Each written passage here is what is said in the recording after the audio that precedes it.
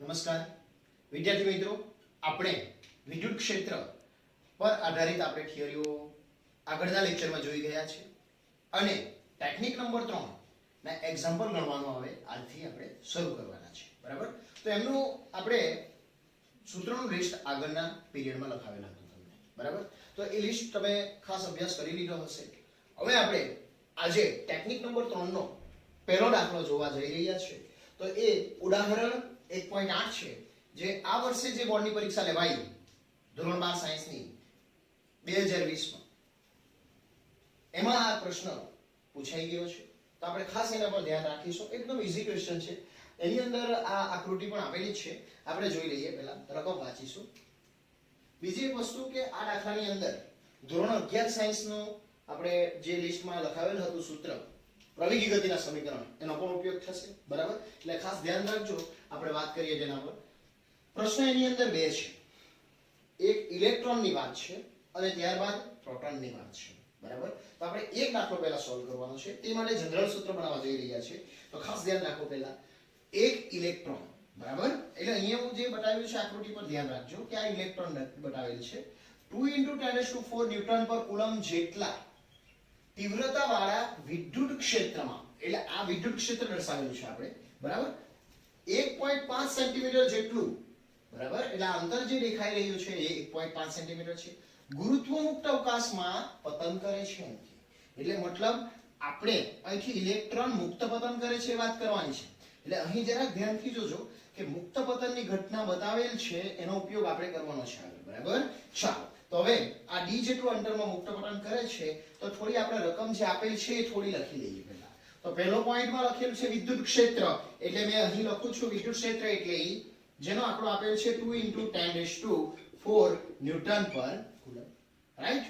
કેટલો વિસ્તાર આપેલો છે? 1.5 સેન્ટીમીટર. એટલે અંતર ડિસ્ટન્સ d આપેલ છે 1.5 centimetre is equal to 1.5 10⁻² metre. Complete centimetre નું મીટર થઈ ગયું. ચાલો, હવે શું કહે છે? મુક્ત પતન કરે છે એમ કે આ બીજો પ્રશ્ન પછી જોઈએ. તો આ માટે બંને લીધેલ, એટલે આ બીજો કિસ્સો, એક કિસ્સો ઇલેક્ટ્રોનનો છે, બીજો પ્રોટોનનો છે. બરાબર? બંને લીધેલ સમય શોધો એમ કે. મતલબ શું કહેવા માંગે છે કે આ એક ઇલેક્ટ્રોન છે માની લો. તો આ ઇલેક્ટ્રોન અહીંથી આપણે પતન કરાવીએ, અહીંથી હું છોડી દેમ, તો એ અહીંથી આમ ઉપરથી નીચે ગતિ કરતો કરતો આવે છે. તો એ દરમિયાન એને લીધેલો સમય શોધવો એમ કહે છે આપણને મુક્ત પતનની ઘટનામાં. એટલે આપણે ઇલેક્ટ્રોનને મુક્ત પતન દરમિયાનનો સમય શોધીશું. ચાલો, તો પહેલી વાત કે આપણી પાસે અહીં તમે જોઈ શકો કે આ વિદ્યુત ક્ષેત્ર E છે, ઇલેક્ટ્રોન મુક્ત પતન કરે છે. તો આપણને અહીં લાગતું વિદ્યુતીય બળનું એક સૂત્ર આવડે આ ચેપ્ટરનું. F = E × Q. Right? Q ની જગ્યા પર વિદ્યુત ભાર તરીકે ઇલેક્ટ્રોન હું લઈ લઉં તો E × E થયું. રાઈટ? બીજું સૂત્ર જે આપણને આવડે F = N × A. આ બંને સૂત્રમાં ડાબી બાજુ કેવી છે? સમાન. એટલે જમણી બાજુ ઇક્વલ થઈ જશે. ચાલો, માટે આપણું ફોર્મ્યુલા બનશે Ma = E × E. કમ્પ્લીટ છે.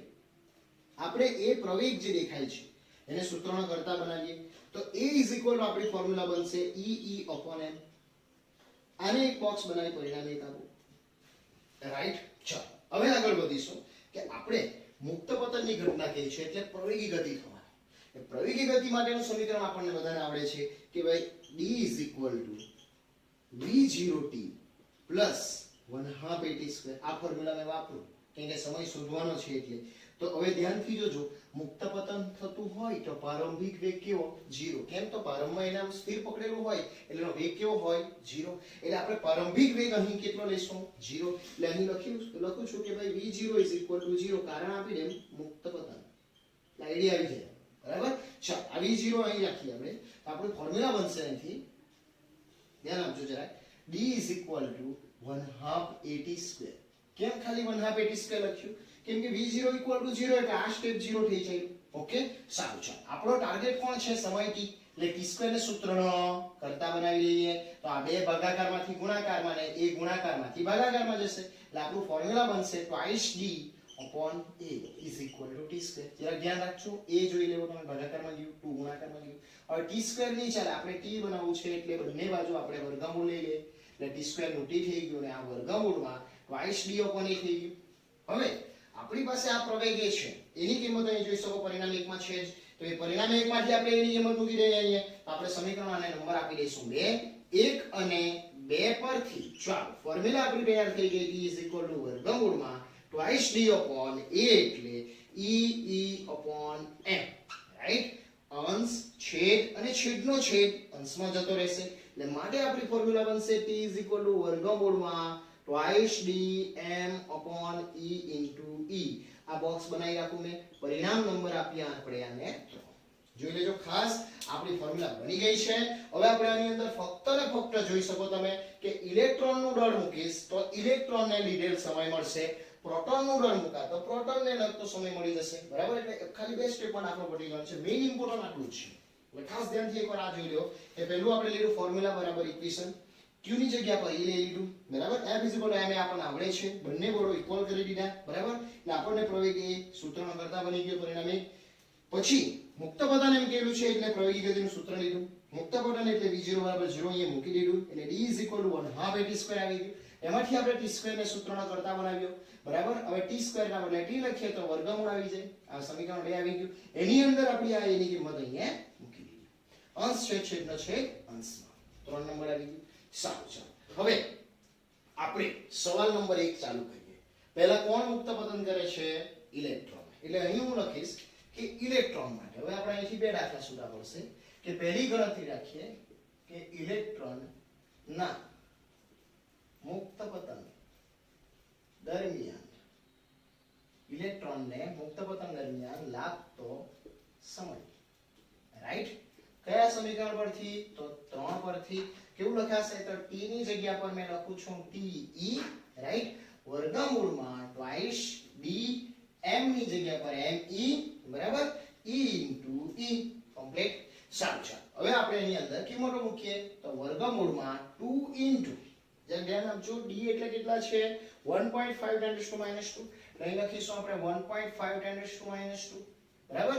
into me એટલે ઇલેક્ટ્રોનનું દળ આપેલ છે આપણને 9.1 into 10 to -31. કેલ્ક્યુલેટર હાથમાં રાખજો. e એટલે આપણી પાસે જોઈ લેજો 2 into 10 to 4 છે જ, અને સ્મોલ e એટલે 1.6 10 to -9, રાઈટ? હવે આ 2 અને આ 2 કેન્સલ આઉટ, બરાબર? હવે બાકી રહ્યું કેલ્સીટી ગણો, 1.5 into 9.1 એટલે તમારો જવાબ આવશે 13.65. કેલ્સીટી ગણી જો, બરાબર? into 10 to આ 31 ને 2 -33, બરાબર? ચાલો હવે આ 1.6 તો છે જ, 10 to 19 માંથી 4 જાય તો આપણો જવાબ આવે 10 to -15, બરાબર? હવે આપણે કેલ્સીટી આ બેનો ભાગાકાર કરવાનો છે તો એનો ભાગાકારનો જવાબ આવશે 8.53 તમે કેલ્સીટી આ બેનો ભાગાકાર કરો અને ઇન્ટુ 10 to આ 15 ઉપર જાય +15 અને +15 એટલે 10 to -18, તમે બાદબાકી કરો 33 માંથી 15 કાઢો એટલે 18 કાઢ આવશે જવાબ, બરાબર? અને માઈનસ થશે કેમ કે -33 મોટા છે 15 કરતા એટલે, બરાબર? ચાલો માટે te હવે આનું કેલ્ક્યુલેશન ઈઝી છે, આનું વર્ગમૂળ કાઢીશું એટલે 2.92 સમથિંગ 0 જવાબ આવશે ઇન્ટુ 10 to 18 નું વર્ગમૂળ એટલે 10 to -9, બરાબર? આટલા સેકન્ડ. અને 10 to -9 ને આપણે બધા ઓળખીએ અને આપણે કહેશું નેનો સેકન્ડ. તો અહીંયા આપણો એક દાખલો પતી ગયો, બરાબર? બોર્ડની પરીક્ષામાં આ રીતનો દાખલો પૂછાયેલો, સેમ કોપી ટુ કોપી આ રીતનું તમે ગણેલું હોય, માર્ક મળવાનો તો આપણને. ચાલો નેક્સ્ટ આગળ વધીએ, સવાલ પર બી પર જઈએ. જો આ એની વાત પતી ગઈ, ગુરુત્વ મુક્ત અવકાશમાં કોણ? ધ્યાન આપજો, એટલે ઇલેક્ટ્રોન, બરાબર? હવે પ્રશ્ન શું કહે છે જુઓ, ત્યારબાદ આ વિદ્યુત ક્ષેત્રનું મૂલ્ય તેટલું જ રાખી, એટલે ઈ બદલવાનો નથી, બરાબર? તેની દિશા ઉલટાવવામાં આવે. એટલે જરા ધ્યાનથી જોજો, દિશા ક્યારે ઉલટાઈ જાય? તો આ માઈનસ ને આ પ્લસ, પહેલા માઈનસ ઉપર હતા, બરાબર? હવે જો આપણે પ્લસ ઉપર રાખીશું તો જ દિશા વિદ્યુત ક્ષેત્રની ઉલટાશે. એટલે અહીં આપણે આકૃતિ જો વિચારીએ તો આકૃતિ આપણી આ જે છે એક્ચ્યુઅલી તમારી ચોપડીમાં આપેલી જ છે, પણ ધ્યાન આપજો આ માઈનસ ના બદલે ઉપર પ્લસ હોય તો વિદ્યુત ક્ષેત્ર ધનથી ઋણ તરફ, એટલે આ તરફ એની દિશા આવી છે. જો વિદ્યુત ક્ષેત્રની દિશા ઉલટાઈ ગઈ. આ પ્લસ એટલે આ પ્રોટોન છે જે મુક્ત પતન કરે છે. ખ્યાલ આવે છે કંઈક? તો આપણે હવે આ ઘટના માટેની વાત કરવાના છે કે દિશા ઉલટાવવામાં આવે છે અને તેમાં એક પ્રોટોન પણ, જો આમાં ઇલેક્ટ્રોનના બદલે કોણ છે? પ્રોટોન પણ આટલું જ પતન કરે છે તો આ બંને કિસ્સામાં સમય શોધો એમ કીધું છે. એક કિસ્સામાં આપણે ઓલરેડી સમય શોધી ચૂક્યા છે. બીજા કિસ્સામાં સમય શોધવા માટે 3 પરથી આપણે શું કરશું? પ્રોટોન માટે એમ લખીએ તો pe ના બદલે હવે p થઈ જશે. એટલે અહીં લખીએ આપણે કે પ્રોટોન માટે રાઈટ 3 પરથી કેવું સમીકરણ બનશે? te ના બદલે tp વર્ગમૂળ જેવું છે તેવું right twice dmp upon ee. કેમ? તો વિદ્યુત ક્ષેત્ર બદલવાનો નથી. બરાબર? ચાલો ઇઝ ઇક્વલ ટુ વર્ગમૂળમાં 2 * d એટલે 1.5 10⁻².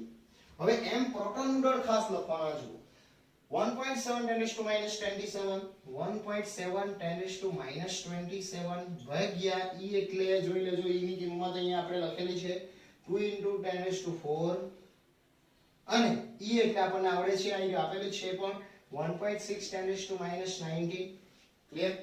ચાલો હવે જે ઉડી જાય એ પદને આપણે નીચે લખીએ. બરાબર? હવે આપણે અહીંયા જે રીતના ગુણાકાર કરવાનો એટલે 1.5 to 1.7 કેલ્સી તમે કરશો તો એનો જવાબ તમને અહીંયા વર્ગમૂળ તો આપણે જેવું છે તેવું જ લખીશું તો એનો જવાબ આપણને 2.55 મળશે. થોડું ઘણું જોઈ લેજો. બરાબર? ઇન્ટુ 10 આ 27 ને 2 એટલે 29 ડિવાઇડેડ બાય આ 1.6 તો છે જ આપણું 10 કેટલા 19 માંથી 4 જાય એટલે 15. બરાબર? હવે તમારું કામ 2.55 ભાગ્યા 1.6 કરવું પડે એટલે તમારો જવાબમાં આવશે 1.59375. અહીંયા લખીશું વર્ગમૂળમાં 1.59375. આ તમારો કેલ્ક્યુલેટરનો જવાબ આવશે ઇન્ટુ 10 આ 29 માંથી 15 જાય એટલે તમારો જવાબમાં 14 ઘાત આવશે માઈનસ. બરાબર? હવે આ 14 ઘાત એટલે વર્ગમૂળમાં 7 થઈ જશે અને આનું વર્ગમૂળ તમે લેવો તો એનું વર્ગમૂળ 1.2624 આવશે. 1.2624 10 ની 14 ઘાત નું વર્ગમૂળ 7 ઘાત આટલા સેકન્ડ. તો આ પ્રોટોનનો સમય આવી ગયો. બરાબર? હજુ તમારે એક સ્ટેપ આગળ વધવું હોય આ તરફ ખસો તો આમ જાય તો મેથ્સ શું કહે માઈનસ આપણે શું લેવાનું પ્લસ એક ડિજિટ ખસું તો 1 પ્લસ એટલે 7 માંથી 1 પ્લસ કરું તો 6 ઘાત થઈ જશે. એટલે આપણો જવાબ જો આ જ લખી આવશો તો પણ ચાલશે અને એક સ્ટેપ ચાલો તો 0.126 into 10⁻7 ના બદલે થઈ જશે 6 સેકન્ડ. એટલે 10⁻6 સેકન્ડ એટલે માઇક્રો સેકન્ડ એમ કહેવાય. એટલે તમે આ રીતે પણ જવાબ લખી શકો 0.126 માઇક્રો સેકન્ડ. અને નેનોમાં જ લાવવું હોય તો તમે આ તરફ જાઓ બે ડિજિટ રાઈટ તો આ તરફ જાય તો આમ જાય તો મેથ્સ કે પ્લસ આપણે લેવાનું માઈનસ તો બે ડિજિટ ખસશો તો 8 ને 1 9 એટલે 126 જવાબ આવશે અને તે 10⁻9 થઈ જશે એટલે નેનો સેકન્ડમાં જવાબ આવી જશે. બરાબર? તો આ રીતે આપણે દાખલો પૂરો કરવાનો છે. જો આ દાખલો ઇમ્પોર્ટન્ટ છે ગઈ સાલ આ સાલ પૂછાઈ ગયો છે એટલે ખાસ ધ્યાન રાખવાનું છે આપણે કે એની અંદર કંઈ જ નહીં હતું ખાલી મેઈન ઇમ્પોર્ટન્ટ આ હતું. જો બે સૂત્રો પર ધ્યાન આપો જો આપણે f = eq લીધું f = ml લીધું ડાબી સરખાઈ જમણી સરખાઈ એ મળી ગયો તમને. જો ખાસ ધ્યાન રાખજો આના પરથી લાગ્યો એ આવી ગયો પછી d = v0t + 1/2 v0 એટલે 0 મુક્ત પતન એટલે એના પરથી આપણે શું કરી નાખ્યું t ને સૂત્રનો કરતા t² એટલે વર્ગમૂળ લઈ લીધું એટલે t મળી ગયો આપણને. બરાબર? જેવો t મળ્યો એની અંદર એ છે એટલે એની કિંમત આ મૂકી દીધી e / m છેદમાં. આ મેઈન ફોર્મ્યુલા સમીકરણ 3 માં મેથ્સના સ્ટેપ આવડી ગયા પછી એકદમ ઈઝી છે કામ. પ્રોટોન એમ કે તો અહીંયા p લખવાનો mp લખવાનો ઇલેક્ટ્રોન એમ કે e ને me. બાકી તો કેલ્ક્યુલેશનમાં કિંમત મૂકી વર્ગમૂળ જ કરવાનો છે. બરાબર? એકદમ સિમ્પલ છે. મેઈન આ બે ત્રણ સૂત્ર પર ધ્યાન રાખવાનું. એક f = eq ફોર્મ્યુલા બરાબર ઇક્વેશન પપ્પા બરાબર મમ્મી અને બીજું d = v0t + 1/2 અને આ ખાસ ધ્યાન રાખજો v0 = 0 લીધેલ છે. ઓકે? તો અહીંયા ઇમ્પોર્ટન્ટ એક્ઝામ્પલ પૂર્ણ થાય છે અને આના જેવા જ દાખલાઓ આપણે હજુ જોવાના છે વિદ્યુત ક્ષેત્ર માટે આપણે. ચાલો આપણે થોડા સમય પહેલા બોર્ડની પરીક્ષામાં પૂછાયેલો એક્ઝામ્પલ બનાવ્યો તમને. બરાબર? તો હવે આપણે સ્વાધ્યાયનો 1.8 કે જે પણ ઇમ્પોર્ટન્ટ દાખલો છે આપણે જોઈ લઈએ. બરાબર? સૌપ્રથમ આપણે એની રકમ વાંચી લઈએ. તો એ રકમમાં કહેવામાં આવે છે બે બિંદુવત વિદ્યુતભારો. બરાબર? શું કહે છે? બે બિંદુવત વિદ્યુતભારો qa = 3 માઇક્રોકુલમ અને qb = -3 માઇક્રોકુલમ. મતલબ એક પ્લસ આપ્યો અને બીજો માઈનસ. રાઈટ? શૂન્યાવકાશમાં એકબીજાથી 20 સેન્ટીમીટર અંતરે છે. શું કહે છે? શૂન્યાવકાશમાં એકબીજાથી 20 સેન્ટીમીટર અંતરે છે. ચાલો એક કામ કરીએ આપણે રકમ વાંચતા વાંચતા એની નાની આકૃતિ દોરીએ કે જેથી તમને વધારે ખ્યાલ આવે. બરાબર? તો સૌપ્રથમ આપણે બે બિંદુવત વિદ્યુતભારો દોરીશું. તો એક કામ કરું છું મેં એક ગોળ રાઉન્ડ કરું. બરાબર? એક બીજું ટપકું પાડીએ આપણે અહીંયા એક પર વિદ્યુતભારને નામ આપી દેશું આપણે QA બરાબર 3 માઇક્રોકુલમ અને બીજા ઉપર QB -3 માઇક્રોકુલમ. ક્લિયર? તેમની વચ્ચેનું અંતર ચેક કરો 20 સેન્ટીમીટર છે એટલે આપણે આ બે વચ્ચેનું અંતર બતાવી દેશું 20 સેન્ટીમીટર. સેન્ટીમીટરમાં નહીં ચાલશે એટલે આપણે 20 ગુણ્યા 10⁻² લખીશું અને 20 ગુણ્યા 10⁻² મતલબ ભાગ્યા 100. 10⁻² મતલબ આ 0 કેન્સલ થશે. 2 ભાગ્યા 10 એટલે 0.2 એટલે અહીંયા આપણે લખીશું 0.2 મીટર. કઈ ખ્યાલ આવ્યો છે આ કેલ્ક્યુલેશન? ચાલો હવે આપણે આગળ લીટી વાંચીશું રહેલા છે. હવે એની અંદર બે દાખલાઓ છે એમાંથી પહેલો આપણે ગણીશું. આ બે વિદ્યુતભારોને જોડતા રેખાખંડ એટલે આપણે આ બંનેને જોડતો રેખાખંડ દોરીશું. આ લેવો દોરાઈ ગયું. AB નામ કીધું મતલબ એકનું નામ આપણે આપીએ A, બીજાનું નામ આપીએ આપણે B. બરાબર? રેખાખંડ AB બરાબર ના મધ્ય બિંદુ આગળ એમ કહે છે. શું કહે છે તે ખાસ ધ્યાન રાખજો. મધ્ય બિંદુ આગળ એમ કહે છે. હવે તમે વિચારો કે આ બે વચ્ચેનું અંતર ટોટલ 20 સેન્ટીમીટર છે તો મધ્ય બિંદુ એક્ઝેક્ટ 10 સેન્ટીમીટર પર આવશે. તો આપણે અહીંયા આ બે વચ્ચેનું અંતર 20 એટલે કે 0.2 મીટર લખેલું છે તો બે વચ્ચેનું મધ્ય બિંદુનો વિચાર કરીએ તો એ 0.1 મીટર આગળ આવશે. એટલે ફોર એક્ઝામ્પલ આપણે એમ કહીએ કે આ મધ્ય બિંદુ છે જેને હું નામ આપું છું C. તો એ C બિંદુ એ આ પહેલા વિદ્યુતભારથી 0.1 મીટર અંતરે હશે અને બીજા વિદ્યુતભારથી પણ 0.1 મીટર અંતરે હશે કારણ કે બે વચ્ચેનું અંતર 0.2 મીટર છે અને મધ્ય બિંદુ એમ કે અંતર અડધો અડધો આપણે કરી દીધું. સારું ચાલો આગળ વાંચીશું. આગળ શું શોધો એમ કે છે આપણને વિદ્યુત ક્ષેત્ર.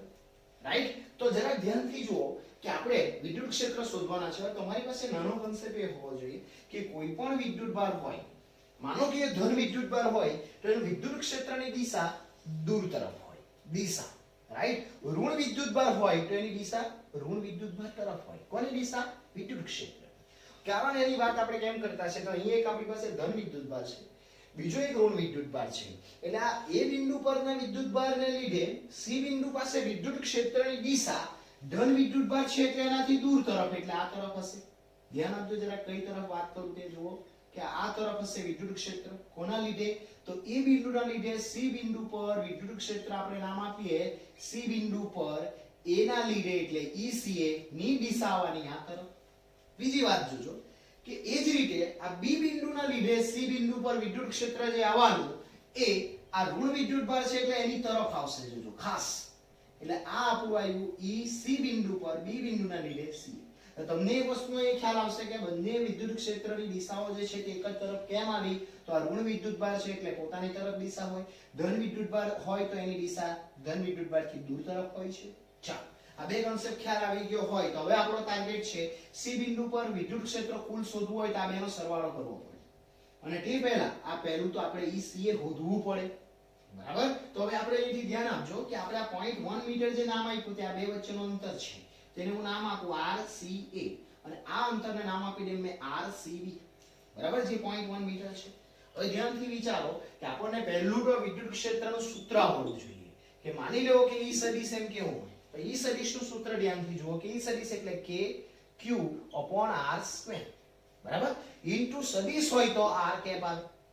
ધ્યાનથી જોજો E એટલે KQ/R² આવે તો આપણે અહીંયા A બિંદુના લીધે લઈએ તો E બિંદુના લીધે શું આવશે તો જો કે Q ના બદલે આવશે QA upon R ના બદલે આવશે RCA અને R કેપ એટલે આ તરફની દિશા જે આપણી આ અક્ષ એટલે x અક્ષ એમ કહીએ તો કયો કેપ આવશે? x અક્ષ હોય તો I કેપ લેવાય. ધ્યાનથી જોજો આમ આપણી દિશા ખબર x અક્ષ હોય તો I કેપ y અક્ષ હોય તો j કેપ રાઈટ z અક્ષ હોય તો k કેપ. આ આપણો ઇન્ડિયન સાયન્સમાં આવેલું છે એટલે અહીંયાથી જુઓ આ તરફની દિશા એટલે કયો કેપ લેવા મેં? I કેપ લેવા. તો આટલું જો નોલેજ થોડું હોય આપણને તો આપણે અહીંથી દાખલાની શરૂઆત કરીએ પહેલો પોઈન્ટમાં કે C બિંદુ પર QA વિદ્યુતભાર વડે ઉદ્ભવતું વિદ્યુત ક્ષેત્ર E નામ આપતો છે ત્યાં ધ્યાન આપજો ECA સદિશ is equal to K Q ના બદલે કયો વિદ્યુતભાર? QA upon અંતર કયું આવવાનું? RCA નો સ્ક્વેર ઇન્ટુ કયો કેપ આવશે? I cap. કેમ I કેપ? આ દિશા છે. આગળ સેમ પ્રોસેસ પર જઈએ અને એક નંબર આપો. સેમ પ્રોસેસ C બિંદુ પર કયા વિદ્યુતભારના લીધે તો QA ના બદલે કોણ આવશે હવે? QB વિદ્યુતભાર વડે ઉદ્ભવતું વિદ્યુત ક્ષેત્ર, રાઈટ, ECB આવશે સદિશ is equal to K QB upon RCB નો સ્ક્વેર. ખાસ ધ્યાન રાખજો ઇન્ટુ કયો કેપ I કેપ. આ પરિણામ 2. હજુ અહીંયા હું દિશા લખું છું, જરા ધ્યાન રાખજો દિશા કઈ આવવાની, કઈ તરફ, તો QA થી QB તરફ, રાઈટ. એવું લાગે તો અહીં લખી રાખું કે QA થી QB તરફ, અથવા આમ બી લખી શકાય A થી C તરફ, બરાબર. સારું, ચાલ નેક્સ્ટ. અહીંયા દિશા કઈ આવવાની, તો અહીંયા પણ દિશા એ જ આવશે QA થી કઈ તરફ, QB તરફ. અથવા તમને પાછું કહેતો છે C થી B તરફ બી લખી શકો, આમાં A થી B તરફ બી લખી શકાય, A થી C તરફ બી લખી શકાય, બરાબર. તો અહીંયા આપણા બે સૂત્ર આવ્યા. હવે આપણે તો C બિંદુ પર પરિણામી વિદ્યુત ક્ષેત્રની જરૂરિયાત છે, એટલે આપણે શું કરીશું, હવે પરિણામી વિદ્યુત ક્ષેત્ર જે રીતે સંપાતપણાનો સિદ્ધાંત લેતા તે રીતે આપણે કરીશું. તો અહીંયા આપણે આગળ વધીશું. નેક્સ્ટ, માટે C બિંદુ પર કુલ વિદ્યુત ક્ષેત્ર EC નામ આપો, તો ઇઝ ઇક્વલ ટુ શું લખાશે, ECA સદિશ પ્લસ ECB સદિશ, રાઈટ. પણ ધ્યાનથી તમે જુઓ તો ECA સદિશ પર ધ્યાન આપો બધા, તો K, તો આમાં બી જોજો K, QA ને QB, જરા ધ્યાનથી જોજો બંનેની વેલ્યુ કેવી છે, પ્લસ ને માઈનસ, પણ આપણે તો અહીંયા મૂલ્ય લેશું એટલે બંનેના મૂલ્ય કેવા છે, સમાન. બીજું જુઓ RCA એટલે 0.1 મીટર, RCB એટલે બી 0.1 મીટર, તો આ બંને પણ સમાન છે, I કેપ અને I કેપ છે, તો ECA ઇઝ ઇક્વલ ટુ શું લખી શકાય, ECB. એટલે અહીંયા હું એડ કરું કે 1 અને 2 પરથી ECA સદિશ બરાબર ECB સદિશ. એનું જરા કંઈ કારણ આપી રાખવાનું કે QA, જે ધ્યાનથી જોજો, QA નો માનાંક બરાબર QB નો માનાંક, બરાબર. બીજી વસ્તુ કે RCA is equal to RCB, right. એટલે આપણે ઇક્વલ લીધું છે. હવે અહીંયા આવી ગઈએ કે ECA is equal to GCB હોય તો અહીંયા આપણું સૂત્ર બને ECA સદિશ વત્તા ECA સદિશ, કારણ કે ECB એટલે ECA છે, એટલે 2 ટાઈમ્સ આપણું થવાનું ECA સદિશ. હવે ECA સદિશની કિંમત આ એક નંબર પર છે જ આપણી પાસે, એ લખીએ ચાલો. તો is equal two 2 into K QA upon RCA square I cap, બરાબર. ચાલો કિંમત મૂકવાનું ચાલુ કરીશું. તો 2 into K એટલે આપણી પાસે બધાને યાદ હશે 9 into 10⁹ into QA મતલબ જોઈ લેવો 3 માઇક્રોકુલમ છે, તો હું એને એક કામ કરું છું 3 into 10⁻⁻6 લખતો છું, માઇક્રો એટલે, બરાબર. ચાલો નીચે જોઈએ. RCA ની વેલ્યુ 0.1 મીટર છે, પણ એનો સ્ક્વેર છે, ધ્યાન રાખજો, એટલે 0.1 into 0.1. હવે આપણી પાસે કેલ્ક્યુલેટર છે, તો કેલ્ક્યુલેટરની મદદથી તમે 9 દુ 18 તારી 54 ભાગ્યા 0.1 ભાગ્યા 0.1 કરશો તો તમને જવાબ આવવાનો છે 5400. કેલ્સી જો, બરાબર, ઇન્ટુ 10⁻, આ 9 ઘાત છે, આ 6 ઘાત છે, એટલે 6 માંથી 9 જાય તો 3 ઘાત રહેવાની, બરાબર છે. સારું છે. હવે આપણે અહીંયાથી 3 ડિજિટ આમ ખસીએ તો આપણે શું ભણેલા, આમ જાય તો મેથ્સ કે માઈનસ, આપણે લેવાનું પ્લસ, એટલે કેટલી પ્લસ ઘાત આવવાની, તો આ 1 2 અને 3, એટલે 5.4 લખો તો 10 થી 3 ઘાત પ્લસ બીજા 3 ઘાત, એટલે 3 ને 3 6 ઘાત. આ આપણો જવાબ અહીંયા I કેપ રહી ગયેલો છે, તો આ આપણો જવાબ આવ્યો આટલા I કેપ. વિદ્યુત ક્ષેત્રનો એકમ આપણને ખબર છે ન્યૂટન પર કુલમ, બરાબર. તો આ રીતે આપણે આ એક દાખલો જે પરિણામી વિદ્યુત ક્ષેત્ર શોધવાનો છે એ અહીંયા પૂરો થયો, બરાબર. હવે એવો બીજો દાખલો છે, જુઓ. આ બિંદુ આગળ, મતલબ આ એટલે C બિંદુ, આ બિંદુ આગળ મુકેલ બિંદુવત વિદ્યુત ભાર કેટલો છે એમ કે 1.5 10⁻⁹ એમ કે. તો આપણે અહીંયા C બિંદુ પાસે વિદ્યુત ભાર મુકતા છે, જુઓ 1.5 10⁻⁹ કુલમ, રાઈટ, પર લાગતું. હવે શું શોધવા કહે છે, જુઓ કુલંબીય બળ, બરાબર. તો આપણે આગળ જે દાખલાઓ ગણેલા ટેકનિક નંબર 1 કે જેની ઉપર આપણે વાત કરી કે કોઈ એક વિદ્યુત ભાર પર એક કરતા વધારે વિદ્યુત ભાર બળ લગાડે તો સંપાતપણાના સિદ્ધાંત મુજબ પહેલા વડે લાગતું બળ, બીજા વડે લાગતું બળ, એ બંને બળોનો શું કરવાનો, સરવાળો. એટલે આપણો આ જ રીતનું વિદ્યુત ક્ષેત્રના કેવી રીતનો દાખલો ગણ્યો એમ જ થાય. પણ આપણે એકવાર તો આવું 2 વાર કરી ગયા તો બીજી વાર કરવાની જરૂર નહીં મળે, આપણે શોર્ટ ટ્રીક થી બી ગણી શકીશું. તો એક કામ કરીએ, શોર્ટ ટેકનિકનો ઉપયોગ કરું છું. તો દાખલો નંબર 2 પર ધ્યાન આપજો ખાસ. તો સવાલ નંબર 2 શું કહે છે, જુઓ ફરી વાંચીએ.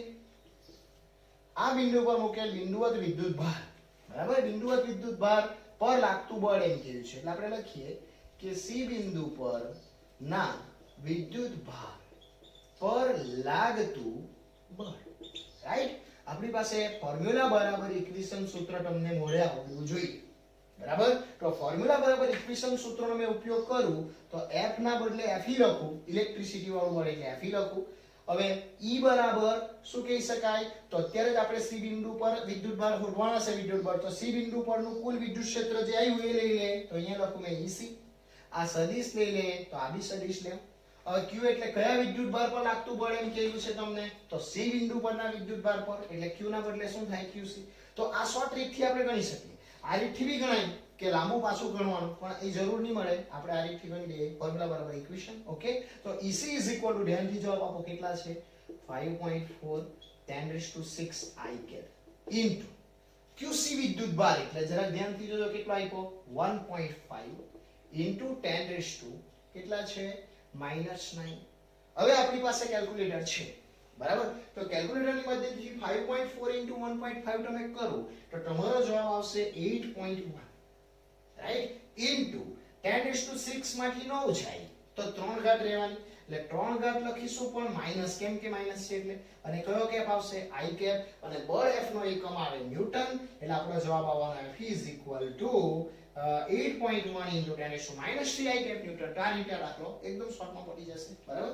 પણ ખાસ ધ્યાન રાખજો કે એકલો જ આ દાખલો પૂછાય તો તે દરમિયાન આપણે ટેકનિક નંબર 1 થી આ જ રીતે જેમ કર્યું, પહેલા પર બીજા વડે, બીજા પર પહેલા વડે, એ રીતના આપણે ગણીને સંપાટવાનો સિદ્ધાંતનો ઉપયોગ કરી સરવાળો કરી દાખલો આ રીતનો જવાબ લાવવાનો છે, બરાબર. ચાલો, તો અહીં આપણું આ કામ પૂરું થયું છે. એકદમ ઈઝી દાખલો છે, ફરી તમે આને વિડિયોને રિપીટ કરીને જોઈ લેજો, બરાબર. અને હવે પછી નેક્સ્ટ લેક્ચરની અંદર આપણે આવા જ બીજા બે દાખલાઓની ગણતરી કરીશું, બરાબર. Thank you very much.